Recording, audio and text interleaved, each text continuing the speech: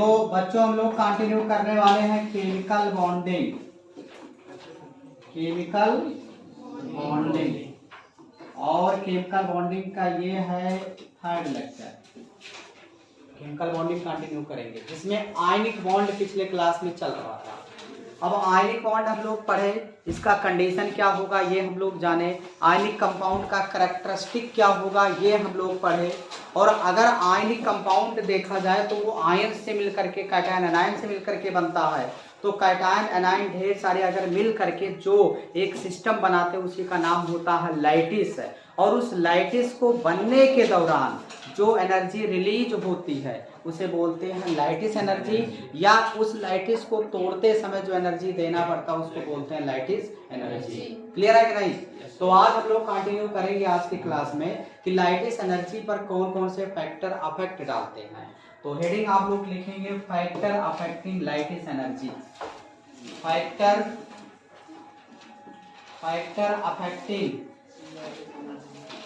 Factor affecting lattice energy. Lattice energy पर कौन कौन से फैक्टर अफेक्ट डालते हैं।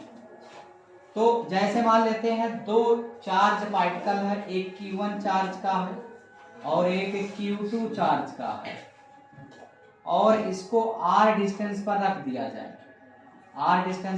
जाए, तो इस चार्ज पार्टिकल के बीच में जो फोर्स ऑफ अट्रैक्शन लगेगा उस फोर्स ऑफ अट्रैक्शन को कैसे मानेंगे, 1/4πε0 Q1 dot Q2 by r²। ये हम लोगों को पता है, मतलब जितना ज्यादा Q1 Q2 का वैल्यू बढ़ेगा फोर्स ऑफ अट्रैक्शन उतना बढ़ता है। Q1 एंड Q2 यहाँ मान सकते हैं कि ये मान लिया कैटायन है, ये मान लेते हैं एनायन है। तो इसका मतलब कैटायन एनायन का जितना चार्ज ज्यादा होगा उसका फोर्स ऑफ अट्रैक्शन उतना ज्यादा होगा। दूसरा तरीका हम ये भी समझ सकते हैं कि फोर्स ऑफ अट्रैक्शन अगर ज्यादा होगा तो कैटायन एनायन चिपक करके रहेंगे, उनको आइसोलेट करना डिफिकल्ट हो जाएगा, मतलब लैटिस एनर्जी ज्यादा देना पड़ेगा उनको ब्रेक करने के लिए। क्लियर है ना? और तीसरा पॉइंट ये समझ सकते हैं कि अगर साइज ज्यादा मतलब रेडियस ज्यादा, डिस्टेंस दोनों न्यूक्लियस का ज्यादा होगा, तो डिस्टेंस अगर ज्यादा है तो फोर्स ऑफ अट्रैक्शन कम लगेगा, फोर्स ऑफ अट्रैक्शन कम तो लैटिस जल्दी टूटेगा, मतलब लैटिस एनर्जी कम हो जाएगा। तो कौन कौन से फैक्टर अफेक्ट डालेंगे? First is lattice energy directly proportional force of attraction. और सेकंड जो फैक्टर अफेक्ट डालेगा lattice energy directly proportional charge of ion पर चार्ज जितना ज्यादा लैटिस एनर्जी उसका उतना ज्यादा। और तीसरा जो कंडीशन है lattice energy inversely proportional size of ion. Size of ion जितना ज्यादा होगा लैटिस एनर्जी उसका उतना कम हो जाएगा। तो ये तीन फैक्टर प्रभावित करते हैं लैटिस एनर्जी को। जैसे मान लेते हैं दो हम लोग क्रिस्टल लैटिस बनाते हैं, जैसे फॉर एग्जांपल मान लिया LiCl है और दूसरा ले लेते हैं NaCl। तो अगर LiCl की बात हम लोग करें तो लिथियम प्लस होगा ऐसे, और लिथियम प्लस के किनारे किनारे, और यहाँ मान लेते हैं सोडियम प्लस है, तो लिथियम प्लस के किनारे किनारे इसके oppositely charge ion that is chloride ion ऐसे घेर लेंगे ना, ऐसे घेर लेंगे, Cl नेगेटिव ऐसे, Cl नेगेटिव ऐसे, और यहाँ ऐसे क्लोराइड आयन इसको घेर लेगा ऐसे Cl नेगेटिव,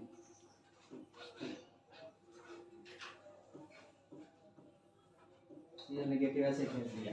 अगर देखा जाए यहाँ लिथियम और Cl में ज्यादा फोर्स ऑफ अट्रैक्शन है कि सोडियम और Cl में, किसमें फोर्स ऑफ अट्रैक्शन?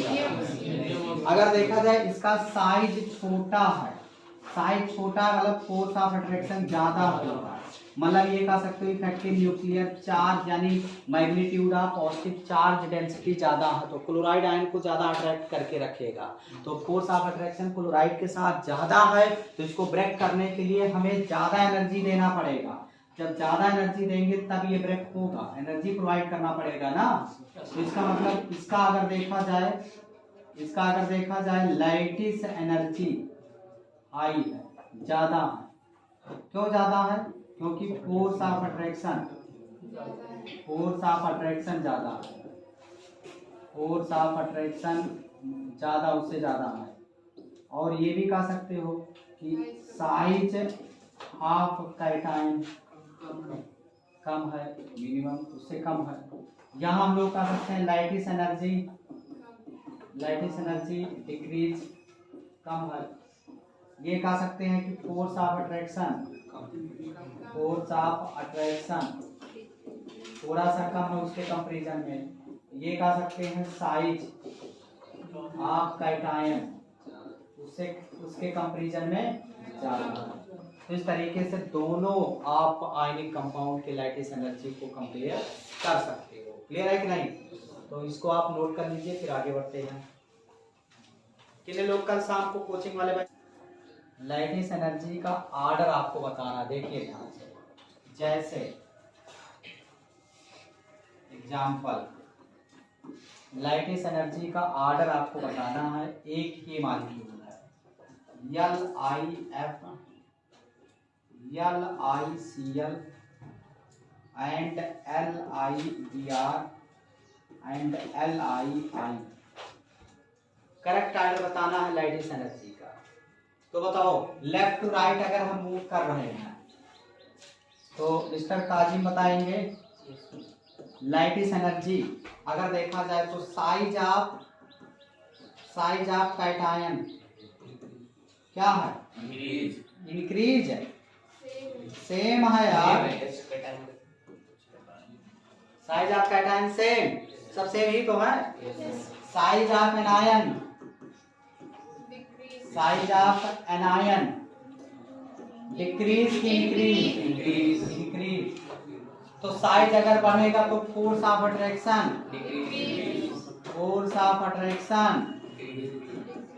डिक्रीज।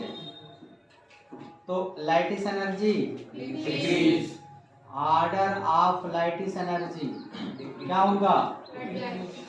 घट जाएगा। तो सबसे ज्यादा लाइटिस एनर्जी किसका है और सबसे कम किसका है?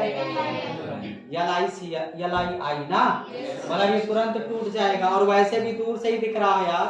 यहाँ देखो साइज छोटा, इसका साइज बड़ा, डिसबैलेंस टाइप का नहीं होगा तो ज्यादा देर तक रुक पाएंगे।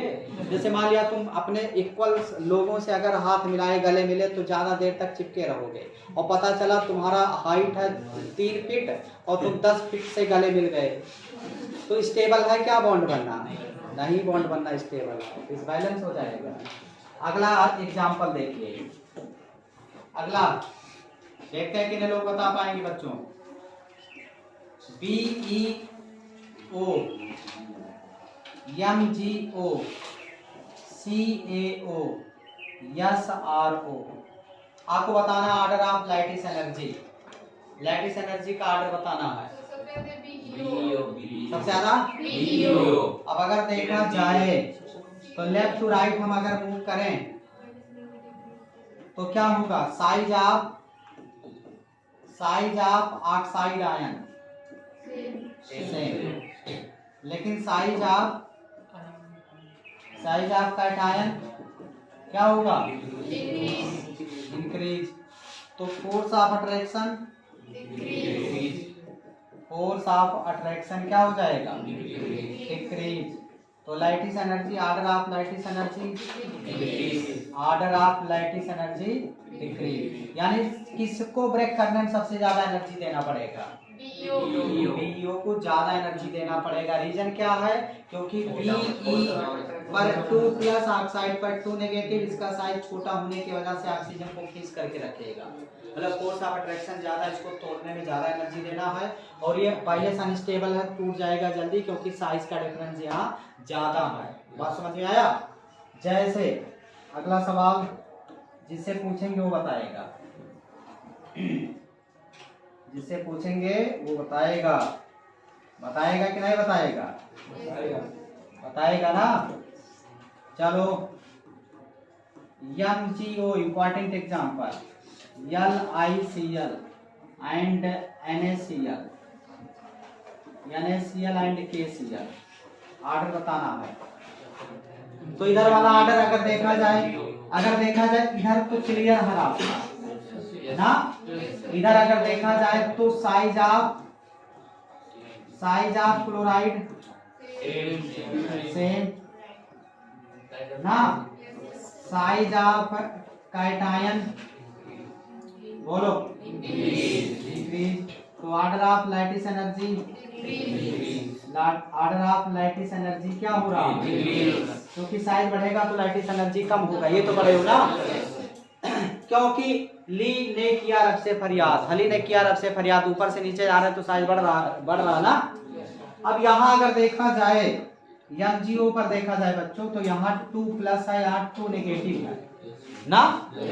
अब अगर देखा जाए मैग्नीशियम और इसको कंपेयर किया, अगर देखा जाए ऑक्साइड और क्लोरीन लगभग साइज में बराबर हो जाएंगे, और अगर एकदम एग्जैक्ट देखा जाए तो क्लोराइड तो बड़ा है।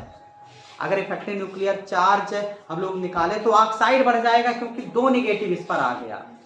अरे भाई number of proton divide by number of electron से इफेक्टिव न्यूक्लियर चार्ज निकालो। इफेक्टिव न्यूक्लियर चार्ज ज्यादा तो साइज छोटा, कैलकुलेट कर सकते हो तुम। तो अगर एनायन की बात किया जाए तो अप्रोक्सीमेट साइज सेम है, लेकिन अगर यहाँ हम लोग देखें मैग्नीशियम और क्लोरीन में भी देखें तो यहाँ भी लगभग सेम हो जाएगा। रीजन क्या है सेम का देखना बच्चों। अगर देखा जाए ये आपको पता है लिथियम के नीचे क्या है सोडियम, और लिथियम के आगे बेरिलियम, बेरिलियम के नीचे मैग्नीशियम। तो यहाँ अगर देखा जाए तो लिथियम और मैग्नीशियम डायगोनल रिलेशनशिप में है। बात समझ में आया कि नहीं। डायगोनल रिलेशनशिप का मतलब ये हुआ कि जितना लगभग इसका साइज है अप्रोक्सीमेट इसका साइज दोनों का लगभग सेम हो जा रहा है। तो जब क्लोराइड का लिथियम का साइज मैग्नीशियम से सेम, ऑक्साइड का साइज लगभग क्लोराइड से सेम, तो साइज अब यहाँ मैटर ही नहीं कर रहा, तो फिर कौन मैटर करने लगा, चार्ज। अगर देखा जाए चार्ज यहाँ क्या है 2+, यहाँ एक ही प्लस है, तो चार्ज ज्यादा होने की वजह से लैटिस एनर्जी इसका बढ़ जाएगा। तो इसका मतलब लैटिस एनर्जी सबसे ज्यादा किसका, MgO का लैटिस एनर्जी सबसे ज्यादा, मैक्सिमम लैटिस एनर्जी। आसान है कि नहीं। चलो अगला सवाल देखते हैं कितने लोग बता पाएंगे। चलो आगे बढ़ते हैं, आगे बढ़े बच्चों।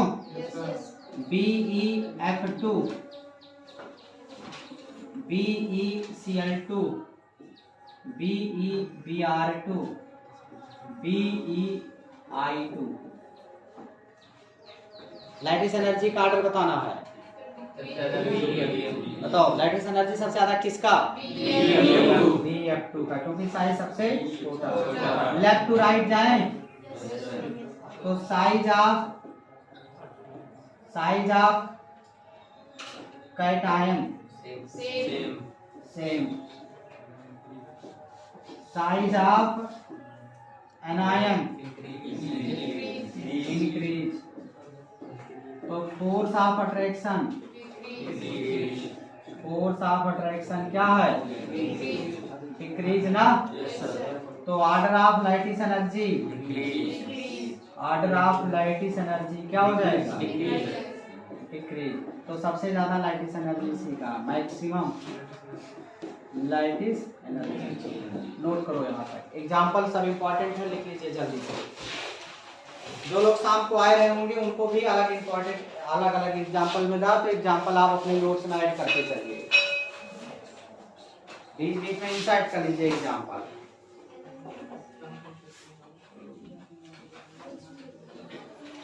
ऑर्डर आपको बताना लैटिस एनर्जी का ऑर्डर, जैसे Li2O, K2O,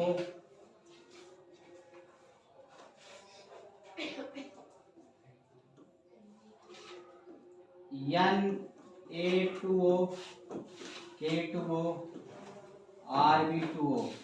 left to right जाए तो क्या होगा बच्चों, तो size of oxide ion, size of cation increase, size of cation बढ़ रहा है ना। तो force of attraction, force of attraction क्या होगा, डिक्रीज होगा। तो order of lattice energy decrease. तो सबसे ज्यादा लाइटिस एनर्जी किसका, मतलब जल्दी टूटता ही नहीं है क्योंकि फोर्स ऑफ अट्रैक्शन ज्यादा है। कभी कभी जानते हो ऐसा भी क्वेश्चन आ जाता है कि किस ऑक्साइड को गर्म करेंगे जल्दी टूटेगा, तो जिसका लाइटिस एनर्जी कम है जल्दी टूट जाएगा। समझ रहे हो कि नहीं? चलो आगे बढ़ते हैं बच्चों, इसको नोट कर लो। Next heading solvency of ionic compound. Next heading बच्चों solvency, solvency of ionic compound. Ionic compound की अब हम लोग सॉल्वेंटी चेक कर लेते हैं। Solvency of ionic compound, solvency of ionic compound. Ionic compound, ionic compound are soluble, soluble है ना, इन आयनिक कंपाउंड या आयनिक सॉल्वेंट, आयनिक कंपाउंड या आयनिक सॉल्वेंट। बात समझ में आया? वाटर में भी अच्छा खासा ये सॉल्वेंटी रहता है इसका, क्योंकि वाटर का डाइलेक्ट्रिक कांस्टेंट ज्यादा होता। तो चलो एक एक पॉइंट लिख लो, यहां तक पहले नोट करो फिर आगे बढ़े।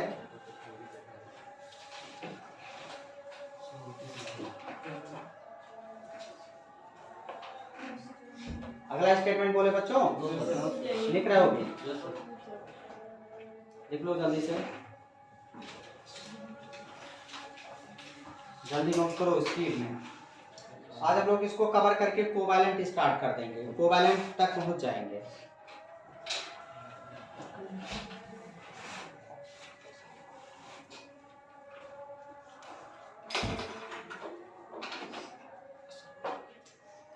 बोले बोले बच्चों, देखो आयनिक कंपाउंड, दूसरा point, ionic compound, ionic compound are very good soluble, ionic compound are very good soluble in water. Water में बहुत ज्यादा सॉल्युबल है, एक अच्छा सॉल्युबल होता है, good soluble in water due to high dielectric constant, due to high dielectric constant, high dielectric constant of water, high dielectric constant of water. लिख लिए?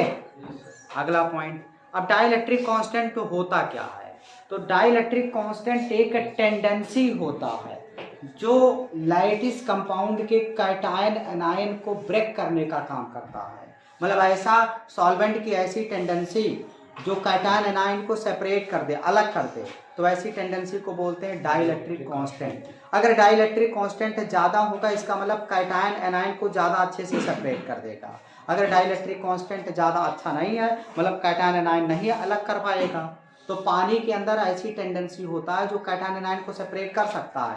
रीजन क्या है? क्योंकि पानी में ऑक्सीजन है और ऑक्सीजन पर पार्शियल नेगेटिव चार्ज है जो कैटायन से अट्रैक्ट हो जाता है, और वाटर में हाइड्रोजन है, हाइड्रोजन पर पार्शियल पॉजिटिव चार्ज, वो एनायन को घेर लेगा। तो कोई कैटायन को घेर लिया, कोई एनायन को घेर लिया, तो अलग नहीं कर लोगे। जैसे मान लिए दो ही लोग आए कैंपस में, दो दोस्त आए, तो कुछ लोग इसी क्लास में से कुछ लोग क्या करें, एक को पूरा मतलब एकदम कैप्चर कर ले, किनारे किनारे घेर ले, और कुछ लोग जा करके दूसरे वाले को किनारे किनारे घेर ले। इसका मतलब वो वाला तुम्हारे मिल नहीं जाएगा, सॉल्युबल हो गया, उसको कोई देख पाएगा? नहीं देख पाएगा। समझ रहे हो कि नहीं? और अगर तुम किसी से इंटरेक्ट नहीं कर पाते, दो पर्सन अगर आए कैंपस में और तुम किसी से इंटरेक्ट नहीं कर पाए, मतलब वो अपने आप में वो आइसोलेट रहेंगे, तुम उनको अलग नहीं, उनसे नहीं अलग कर पाओगे, अपना दोनों बॉन्ड बना करके इकट्ठा बैठे रहेंगे। समझ रहे हो कि नहीं? तो चलो लिखो, dielectric constant is a tendency, dielectric constant is a tendency of solvent, dielectric constant is tendency of solvent to broken, tendency of solvent to broken force of attraction between ion, to broken force of attraction between ion, broken force of attraction between ion, force of attraction between ion के बीच में जो force of attraction लग रहा है उसको break करने का काम करता है डाइलेक्ट्रिक कांस्टेंट। ठीक है बच्चों? Yes sir. बोलो क्लियर है ना? Yes sir. चलो समझो ध्यान से। मान लिया तुम कोई भी आयनिक कंपाउंड जैसे NaCl को पानी में डिसॉल्व कर दिए, पानी में इसको डिसॉल्व किए, वाटर में डिसॉल्व किए, तो वाटर में जब तुम डिसॉल्व करते हो तो होता क्या है, जो आयनिक कंपाउंड है इसका सोडियम आयन, इसका सोडियम आयन और इसका एनायन मतलब क्लोराइड आयन है, ऐसे होगा ना, सोडियम और क्लोराइड आयन है कि नहीं है। अब इस तरीके से क्या करता है, देखो इसके किनारे किनारे वाटर के मॉलिक्यूल, अच्छा वाटर में जब तुम डिसॉल्व करोगे तो वाटर का यही तो स्ट्रक्चर होगा, ऐसे इधर पार्शियल नेगेटिव चार्ज, इधर पार्शियल पॉजिटिव, इधर पार्शियल नेगेटिव, इधर पार्शियल पॉजिटिव, तो ये नेगेटिव वाला पोर्शन किससे अट्रैक्ट होगा, सोडियम से, और पॉजिटिव वाला किससे अट्रैक्ट होगा, क्लोरीन से ना। तो अगर देखा जाए इसके किनारे किनारे इस तरीके का ऑक्सीजन वाला पार्ट आकर के चिपकने लगेगा, क्योंकि फोर्स ऑफ अट्रैक्शन लग रहा है यहाँ, इसके किनारे किनारे ये ऑक्सीजन वाला कंपोनेंट आकर के चिपकेगा ऐसे, क्योंकि यहाँ ऑक्सीजन और सोडियम के बीच में फोर्स ऑफ अट्रैक्शन लग रहा है, इसके किनारे किनारे ऐसे ऑक्सीजन वाला कंपोनेंट आकर के चिपक जाएगा ऐसे ऐसे, यहाँ पार्शियल नेगेटिव, यहाँ पार्शियल पॉजिटिव। तो इस तरीके से सोडियम के किनारे किनारे ये वाटर मॉलिक्यूल का ऑक्सीजन वाला पार्ट आकर के चिपक करके ऐसे किनारे किनारे घिर जाएगा। तो यहाँ अगर रियल में देखा जाए तो सोडियम प्लस और ऑक्सीजन नेगेटिव के बीच में तो फोर्स ऑफ अट्रैक्शन लग रहा है ना। तो अगर कोई मॉलिक्यूल अट्रैक्ट हुआ तो जब फोर्स ऑफ अट्रैक्शन लगेगा तो कुछ एनर्जी रिलीज होता है, उस रिलीज एनर्जी को, क्योंकि पानी के साथ ऐसा सिस्टम हुआ है, उस रिलीज एनर्जी को अमाउंट ही हाइड्रेशन एनर्जी बोलते हैं। जितना अमाउंट ऑफ एनर्जी रिलीज होगा इस प्रोसेस के दौरान उसको हम लोग क्या बोला करते हैं, हाइड्रेशन एनर्जी। जैसे मान लिया क्लोराइड आयन है, तो क्लोराइड आयन के किनारे किनारे इस तरीके से वाटर मॉलिक्यूल आने लगेगा ऐसे ऐसे, इधर पार्शियल पॉजिटिव, इधर पार्शियल पॉजिटिव, ऐसे घेर लेगा, इधर पार्शियल नेगेटिव नेगेटिव था ना, ऐसे घेरेगा ऐसे ऐसे, इधर पार्शियल पॉजिटिव पार्शियल नेगेटिव ऐसे, पार्शियल पॉजिटिव पार्शियल पॉजिटिव,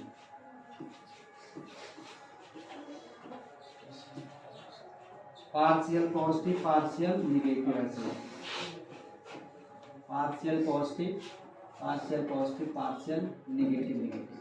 तो अगर देखा जाए क्लोराइड आयन के किनारे ये लोग घेर लिए, समझ रहे हो कि नहीं। तो इस तरीके से सोडियम और क्लोरीन को मिक्स किया जाएगा वाटर में। तो इस दौरान जो हीट निकलेगा, एनर्जी जो निकलेगा, in this process some amount of energy release, some amount of energy release is called, इसी को बोलते हैं बच्चों, is called hydration energy। इसी को क्या बोलते हैं, हाइड्रेशन एनर्जी बोलते हैं। इस प्रोसेस के दौरान जो एनर्जी, क्योंकि अगर देखा जाए फोर्स ऑफ अट्रैक्शन है तो कहीं भी फोर्स ऑफ अट्रैक्शन दुनिया में लगेगा तो वहां एनर्जी रिलीज होगा, तो जो एनर्जी रिलीज होगा उसे क्या बोलेंगे, हाइड्रेशन एनर्जी।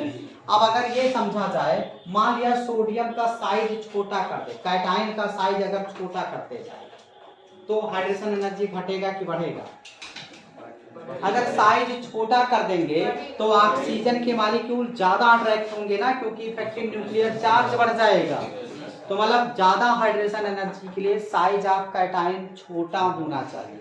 जब साइज ऑफ कैटायन छोटा होगा तो इफेक्टिव न्यूक्लियर चार्ज ज्यादा होगा, तो वाटर का ऑक्सीजन वाला पार्ट ज्यादा अट्रैक्ट होगा, और जब अट्रैक्शन ज्यादा होगा तो ज्यादा एनर्जी रिलीज होगा, तो हाइड्रेशन एनर्जी का वैल्यू बढ़ जाएगा। बात समझ में आया? इसका मतलब हाइड्रेशन एनर्जी 3 फैक्टर पर प्रभाव डालेंगे। 3 फैक्टर मतलब प्रभावित करता है हाइड्रेशन एनर्जी को। पहला, जितना ज्यादा सॉल्युबिलिटी होगा, कोई भी आयनिक कंपाउंड जितने ज्यादा घुलेगा उतने ज्यादा हाइड्रेशन एनर्जी रिलीज होगा। दूसरा, साइज कैटायन का छोटा होना चाहिए, अगर साइज छोटा है तो हाइड्रेशन एनर्जी ज्यादा है। और तीसरा सबसे इंपॉर्टेंट बात, इस पर चार्ज ज्यादा होना चाहिए। अगर इस पर नेगेटिव चार्ज ज्यादा, इस पर पॉजिटिव चार्ज ज्यादा, तो भी जब चार्ज ज्यादा होगा तो अपोजिट चार्ज वाला ज्यादा अट्रैक्ट होगा ना। जब ज्यादा अट्रैक्ट होगा तो ज्यादा एनर्जी रिलीज होगा, तो हाइड्रेशन एनर्जी का वैल्यू बढ़ जाएगा। क्लियर है ना? तो यहाँ भी 3 फैक्टर अफेक्ट डालते हैं। Hydration energy directly proportional solubility of ionic compound.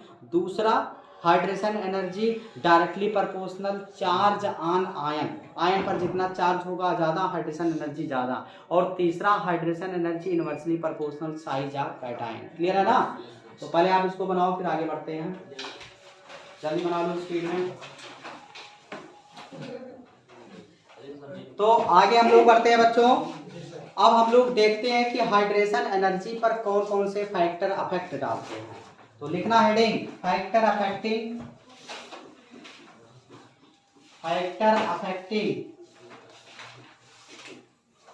Hydration energy, factor affecting hydration energy, factor affecting hydration energy. तो पहला जो फैक्टर अफेक्ट डाल सकता है, hydration energy directly proportional solubility, directly proportional solubility of ionic compound, solubility of ionic compound. And second, hydration energy directly proportional charge on ion.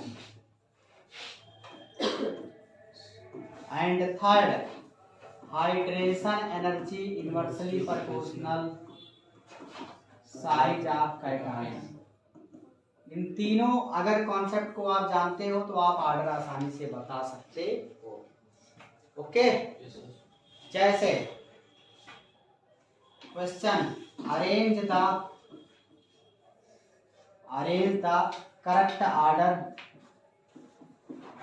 Correct order of hydration energy in following. किसका hydration energy ज्यादा होगा? पहला, lithium पर plus, दूसरा sodium plus, तीसरा potassium plus, चौथा rubidium plus. किसका hydration energy ज्यादा बच्चा? लिथियम प्लस का हाइड्रेशन एनर्जी ज्यादा, क्योंकि सबसे छोटा साइज है, स्मॉलेस्ट साइज का है ना, स्मॉलेस्ट साइज। और इस वजह से इसका इफेक्टिव न्यूक्लियर चार्ज क्या होगा? मैक्सिमम। और इस वजह से हाईएस्ट अट्रैक्शन विथ H2O से अट्रैक्ट ज्यादा होगा ना, क्यों? क्लियर है ना? बहुत ही इंपॉर्टेंट बात जेई नीट में यहाँ से आ रहा है, ध्यान देना बच्चों। अगला पॉइंट मोस्ट इंपॉर्टेंट और जेई नीट, ध्यान देना बच्चा। देखो, जैसे मान लिया जो सॉल्वेंट होते हैं, जैसे आयनिक कंपाउंड अगर है, तब तो अगर आइसोलेट टाइप का है तो एकदम प्योर आयनिक कंपाउंड है, उसमें कुछ मिक्स ना करें, लिक्विड स्टेट में नहीं, सॉलिड स्टेट में हो, तो बैड कंडक्टर आप इलेक्ट्रिसिटी हो जाता है। लेकिन अगर वो मॉल्टन स्टेट है और या एक्वा सॉल्यूशन में है तो गुड कंडक्टर ऑफ इलेक्ट्रिसिटी होता है। ये आपको ध्यान देना बहुत इंपॉर्टेंट बात है।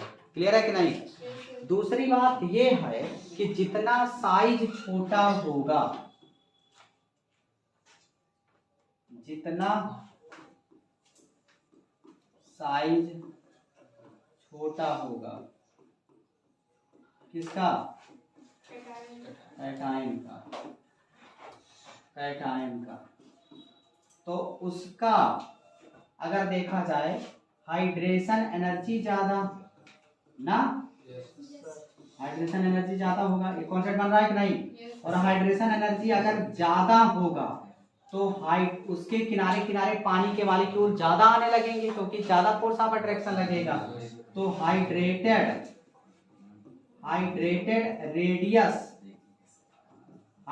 रेडियस ज्यादा हो जाएगा।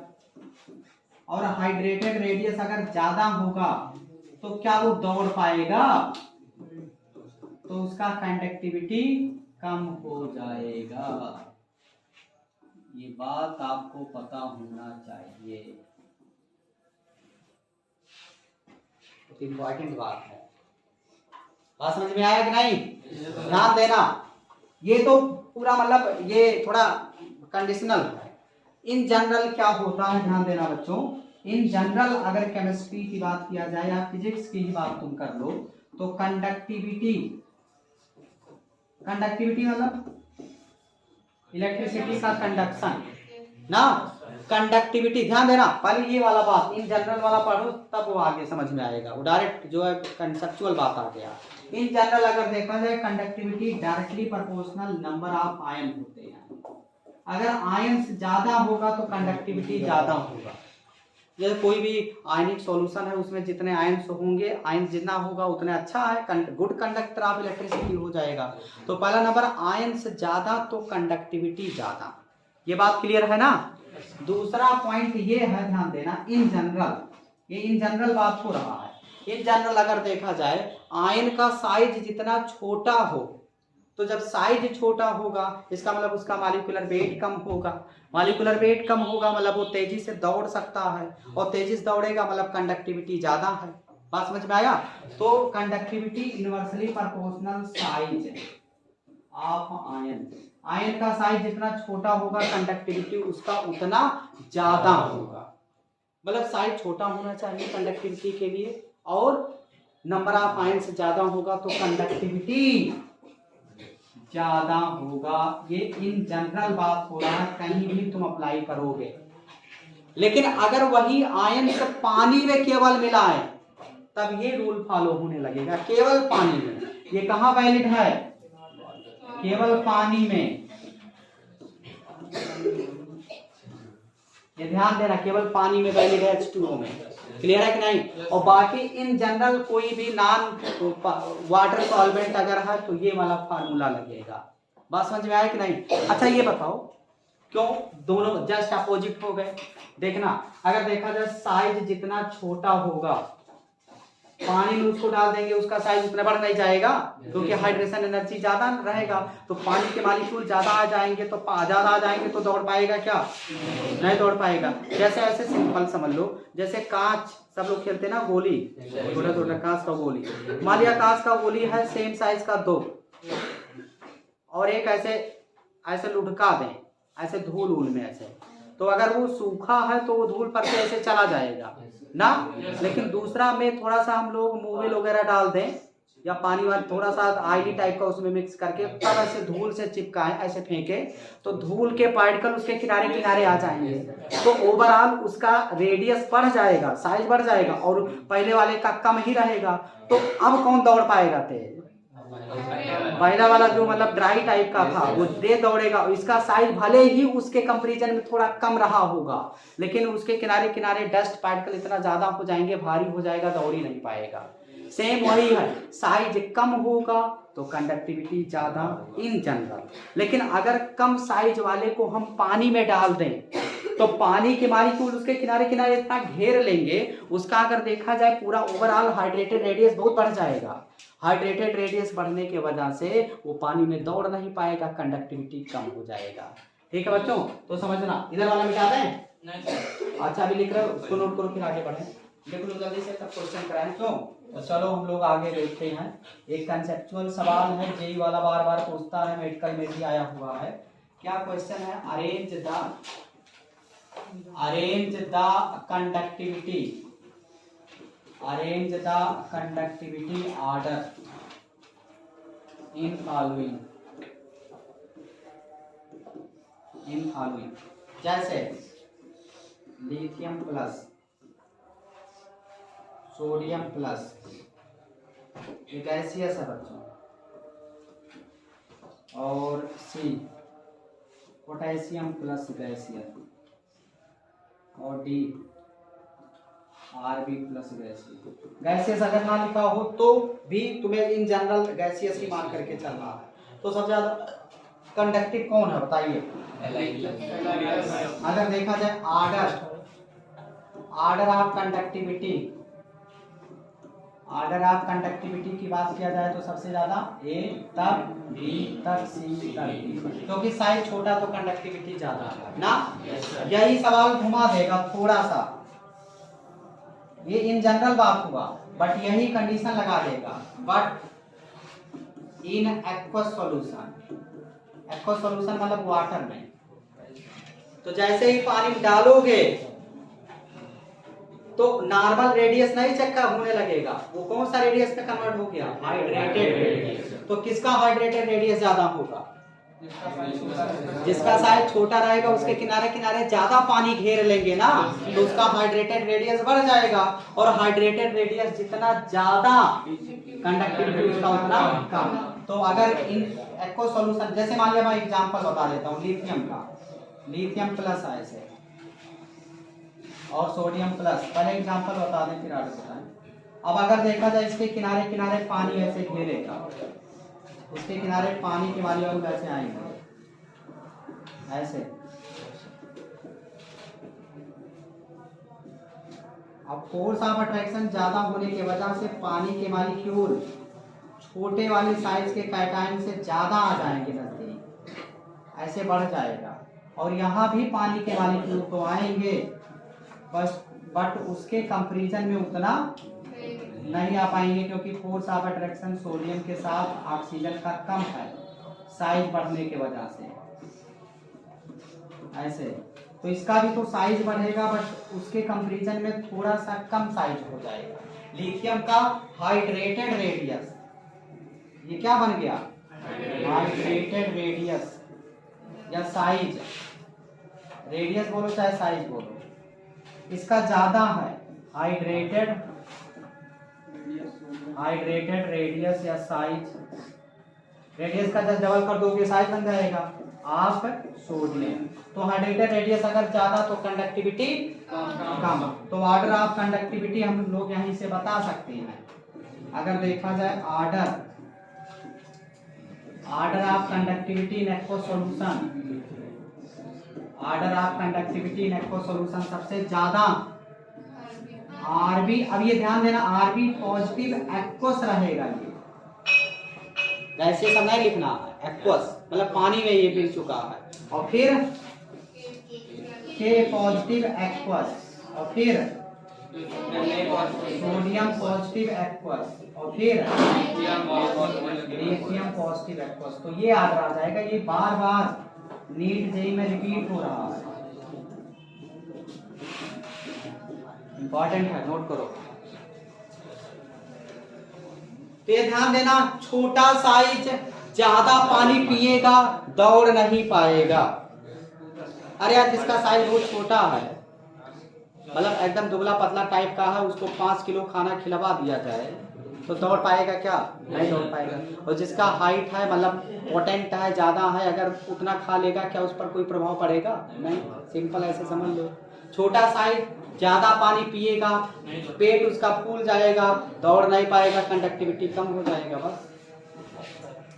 एक सवाल लिख दो, सुंदर सा सवाल है, एक सुंदर सा सवाल है, इसको हटा करके लिखते हैं।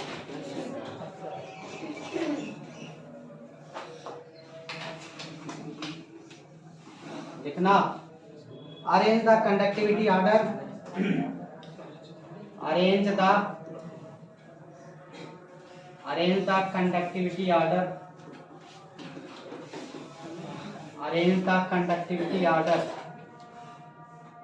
ऑर्डर ऑफ फॉलोइंग साल्ट,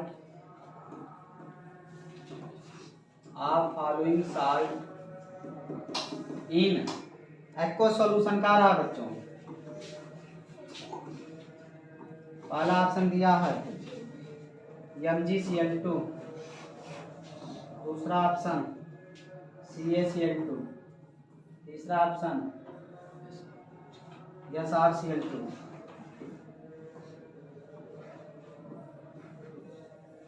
चौथा ऑप्शन BaCl2। बताओ सबसे ज्यादा हाइड्रेटेड रेडियस किसका होगा? Mg का ना, तो दौड़ पाएगा क्या? नहीं। तो अगर देखा जाए लेफ्ट टू राइट जाएं तो क्या होगा बताओ? Size of hydrated size, hydrated size घट रहा है ना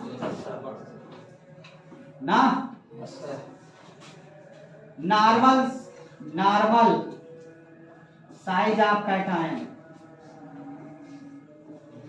कैटायन क्या हो रहा है? इंक्रीज, जो कि इससे मतलब नहीं मतलब है ना? किससे मतलब है? क्यों इससे मतलब है? हाँ, हाइड्रेटेड साइज ऑफ कैटायन, तो क्या होगा? तो इस वजह से कंडक्टिविटी, जब साइज घटेगा तो कंडक्टिविटी, तो ये ज्यादा कंडक्टिव है और ये वाटर में कम कंडक्टिव है। MgCl2 है यार, बैलेंसिंग नहीं सही है ना, नोट कर लो। तो इस टाइप के सवाल आपके एग्जाम में आते रहते हैं। इसको हटा दें, एक और सवाल बता दें। अभी लिखे नहीं हो क्या? लिख लो, तो लिख लो। अब ये टॉपिक समाप्त हो चुका है। हम लोग मिलते हैं किसके साथ? कोवैलेंट बॉन्ड कल स्टार्ट होगा। तो हम लोग पूरा इंट्रोडक्शन इसमें कवर किए, पूरा आयनिक कंपाउंड के बारे में हम लोग देखे। कल हम लोग स्टार्ट करेंगे कोवैलेंट बॉन्ड और कोवैलेंट कंपाउंड। ठीक, ओके।